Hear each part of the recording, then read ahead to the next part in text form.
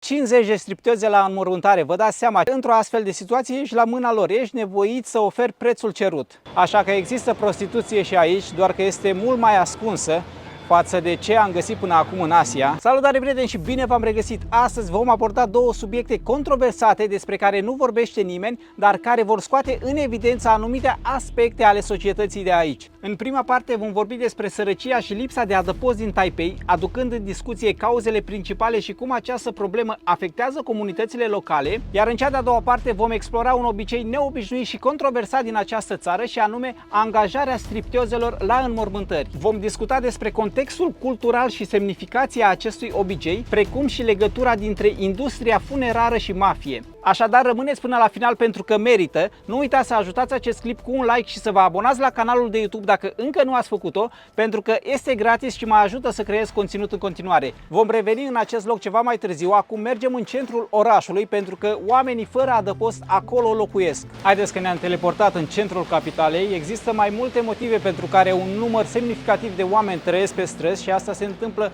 peste tot, nu doar aici în Taipei, și în alte orașe din lume întâlnim această problemă, din păcate. În timp ce facem o scurtă plimbare prin centru pentru a vedea cum stau lucrurile astăzi, am pregătit și o listă cu unele dintre cele mai comune cauze ale sărăciei și a lipsei de adăpost. Unul dintre principalii factori pentru această problemă în Taipei este costul ridicat al locuințelor. Pentru a vă da un exemplu, prețul mediu al unei locuințe în Taipei este de aproximativ $800.000 pentru un apartament de 30 de metri pătrați. Aceste costuri foarte ridicate afectează în mod disproporționat persoanele cu venituri mici, forțând unele persoane să se descurce fără un acoperiș deasupra capului. Un alt factor foarte important este lipsa locurilor de muncă. În ultimii ani, rata șomajului în Taipei a oscilat între 3 și 4%. Acest lucru înseamnă că mulți oameni se confruntă cu dificultăți în găsirea unui loc de muncă stabil și bine plătit, ceea ce, vrei nu vrei, duce la sărăcie. Acum, dacă mă întrebați pe mine, rata șomajului nu este atât de mare dacă este să comparăm cu alte țări dezvoltate.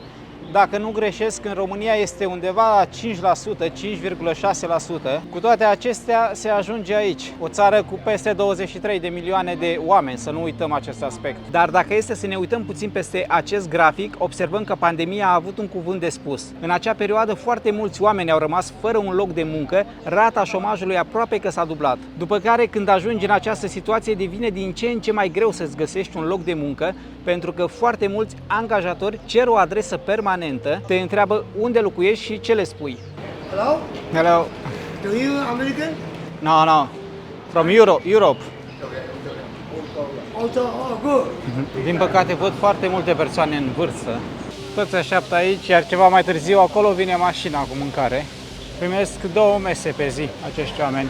Sunt foarte mulți care lucrează și dorm pe străzi, să nu credeți acum că doar cei fără locuri de muncă sunt în aceste condiții, nici pe departe. Mergem mai departe și avem problemele legate de sănătatea mentală și dependența de alcool sau droguri, alte motive comune pentru care oamenii ajung pe străzi. Persoanele care suferă de boli mentale sau sunt dependente de substanțe interzise au adesea dificultăți în a-și menține un loc de muncă, drept urmare își pierd și locuința. Deși Taiwan sau Taiwan, pe înțelesul tuturor, are un sistem de sănătate publică accesibil și foarte bine pus la punct, astfel de probleme sunt greu de ținut sub control. Ruptura legăturilor familiale și sociale poate avea, de asemenea, un impact semnificativ asupra stabilității și securității unei persoane. Aceasta poate duce la lipsa de sprijin emoțional și financiar, precum și la dificultăți în găsirea și menținerea unei locuințe. Am să vin cu câteva exemple pentru a înțelege mult mai bine. Ca un prim exemplu avem violența domestică. Unii oameni părăsesc locuința pentru a scăpa de abuz și violență, foarte mulți nu au unde să meargă și ajung pe străzi. Divorțul sau separarea. După o despărțire, una sau ambele părți pot avea dificultăți în a-și permite o locuință separată sau în a face față cheltuielilor zilnice. Pentru că în astfel de orașe, cum este și Taipei, este foarte greu să te descurci de unul singur, să o iei de la zero, asta în condițiile în care rămâi deodată fără casă. Acesta este unul din motivele și pentru care sunt oameni ai străzii care lucrează, sunt angajați, dar dorm pe o bancă în parc. Aceasta este realitatea cruntă și mai sunt foarte mulți factori. Nu cred că are rost să o mai lungim. Abandonul ar mai fi unul dintre acești factori. Copiii sau adolescenții abandonați riscă să ajungă pe străzi și tot așa. Acum poate vă întrebați unde sunt autoritățile în această problemă. Sistemul de asistență socială include o serie de programe și servicii menite să sprijine persoanele vulnerabile și să prevină lipsa de adăpost. Cu toate acestea, în unele cazuri, aceste programe nu reușesc să îndeplinească nevoile tuturor persoanelor afectate, ducând la ceea ce vedem astăzi aici. Sunt mai mulți factori care contribuie la insuficiența sistemului de asistență socială: resurse limitate, birocrația și accesul la servicii, cerințele administrative, documentația necesară și procesul de aplicare pot face dificilă accesarea serviciilor pentru persoanele vulnerabile, în special pentru cei fără adăpost care nu au documente de identitate sau adrese permanente. Motiv pentru care foarte mulți preferă să renunțe și să nu mai ceară ajutorul autorităților.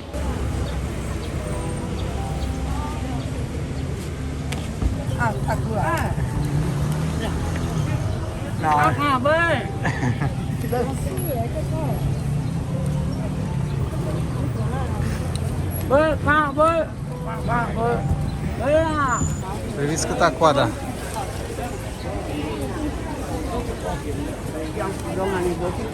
Vă prezentam acum câteva clipuri, ceva asemănător în Thailanda, în Bangkok.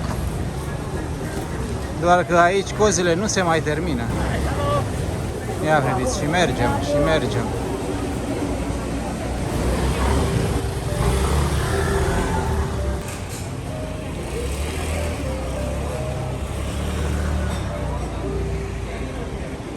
Toți acești oameni stau pentru o porție de mâncare, o porție gratuită de mâncare. Aici se termină o coadă, după care în partea cealaltă avem altă coadă. Iar aceștia așteaptă să revină mașina cu mâncare pentru că au terminat proviziile. Călugărul impostor își acopere fața în momentul în care vede că filmez prin zonă.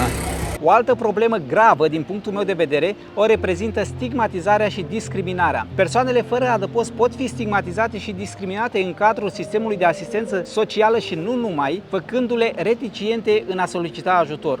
Pentru că asta este realitatea, ne place sau nu, aceste persoane sunt discriminate. Această problemă am întâlnit-o în foarte multe țări, chiar și în țări foarte dezvoltate, Japonia și Singapore, spre exemplu, chiar dacă mulți ascund asta și spun că nu au oameni ai străzii. Dacă ați urmărit clipurile mele din acele țări, ați văzut asta, pentru că imaginile nu mint.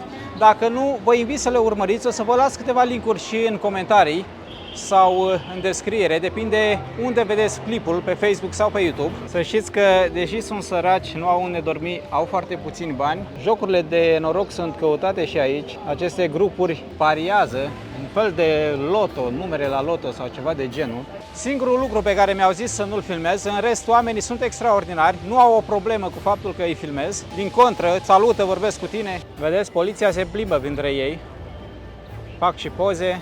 Totul pare a fi sub control. Spun pare pentru că aici avem poliția, se plimbă, iar acolo în depărtare avem câteva fete care lucrează între ghilimele, pentru că există prostituție și aici. A fost foarte greu să o găsesc, dar există. Ia priviți-le cum stau. Așa că există prostituție și aici, doar că este mult mai ascunsă față de ce am găsit până acum în Asia. Poliția este mai puțin coruptă din câte pare, dar există corupție și aici.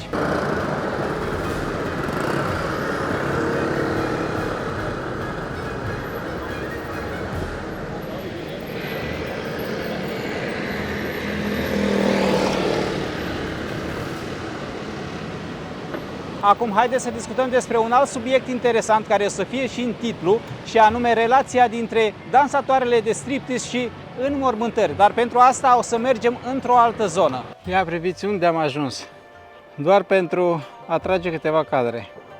În Taiwan, religia este foarte importantă, iar atunci când o persoană moare, ea trebuie respectată și onorată, urmându-se anumite reguli, pentru a se asigura că decedatul este onorat într-un mod corespunzător. Odată ce este aleasă o dată pentru ceremonia de înmormântare, care ține să fie de bun augur, deoarece taiwanezii sunt superstițioși, procesiunile și ceremoniile au loc pe străzi, în casele oamenilor și în temple, toate acestea pentru a ajuta persoana decedată să călătorească în viața de apoi. Dacă o persoană moare în modul greșit sau la momentul nepotrivit, oamenii vor face tot ce le stă în putință pentru a contrabalansa acest lucru. Până aici nu avem nimic nou, dar partea frumoasă, între ghilimele, abia acum începe. Cam așa sunt toate cimitirile aici, pe munte.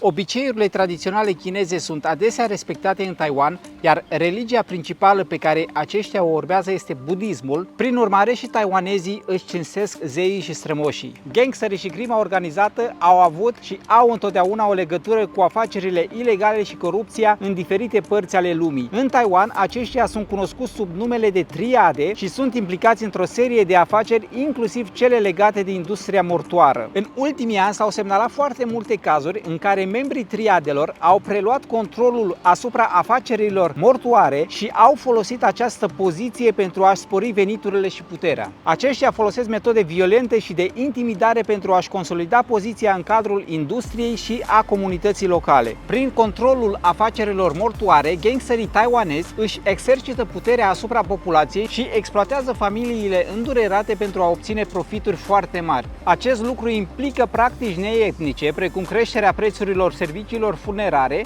sau impunerea unor taxe suplimentare.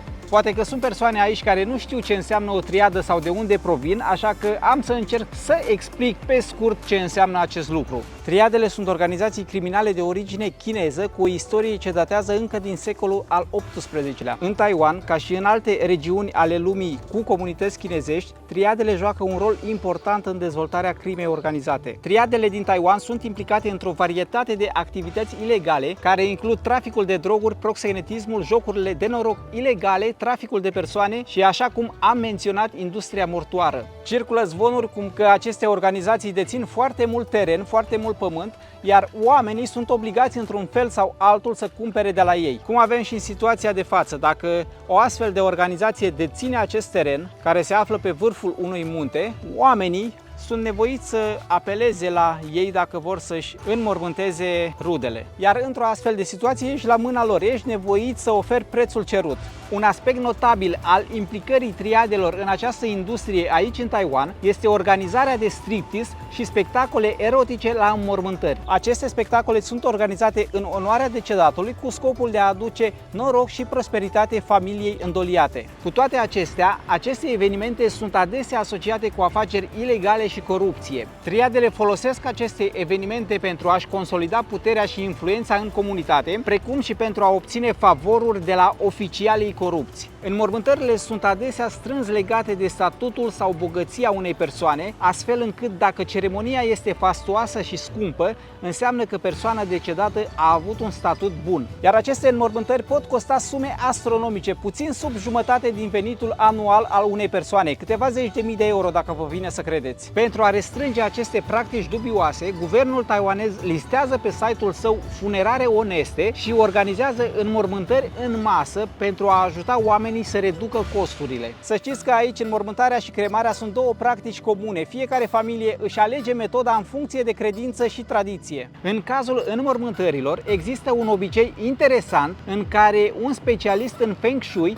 ajută la alegerea locului potrivit pentru mormânt. Face acest lucru pentru a aduce bunăstare și noroc familiei celui decedat. Din câte am înțeles, incinerarea este opțiunea preferată de defuncți și asta din cauza lipsei de spații libere. Odată incinerată, persoana decedată este pusă într-o urnă specială și plasată într-un templu budist. Mai sunt câteva obiceiuri despre care vreau să vă vorbesc, asta pentru că mi se par destul de interesante și ne ajută să înțelegem cât mai bine alte culturi.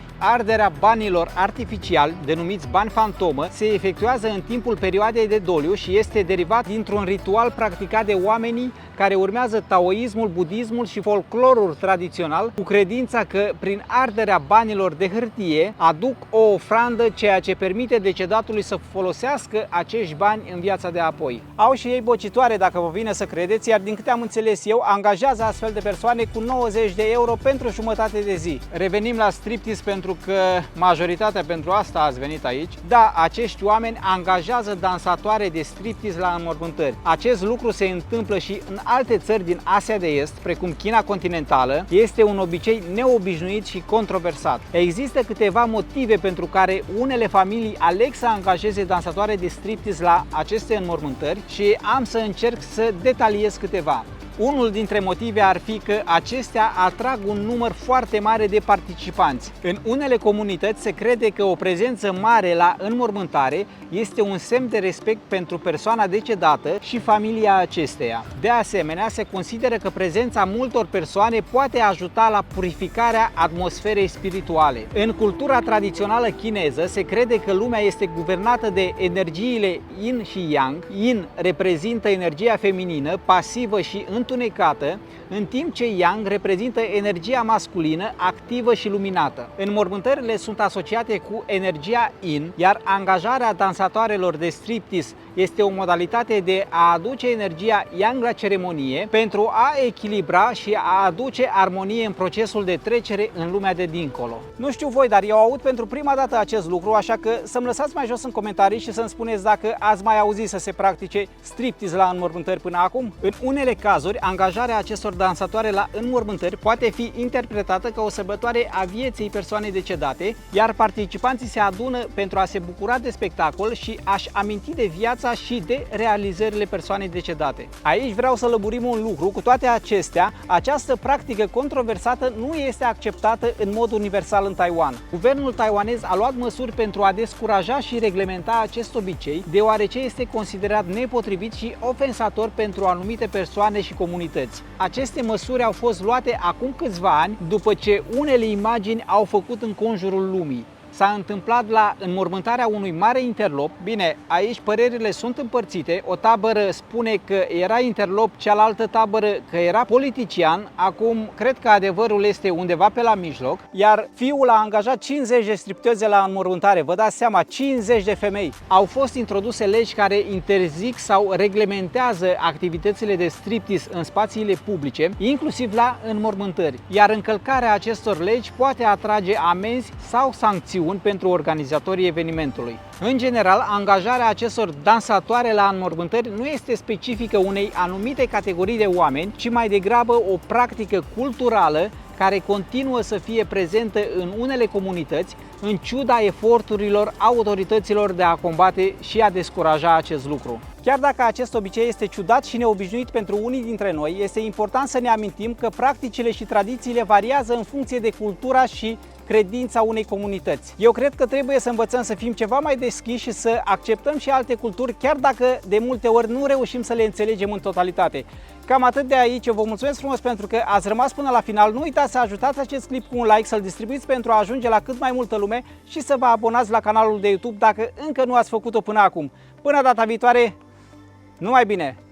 Și data viitoare ne vedem dintr-o altă țară, pentru că peste 4-5 ore avem zborul spre următoarea destinație și eu umblu de nebun printr-un cimitir. Asta este. Numai bine!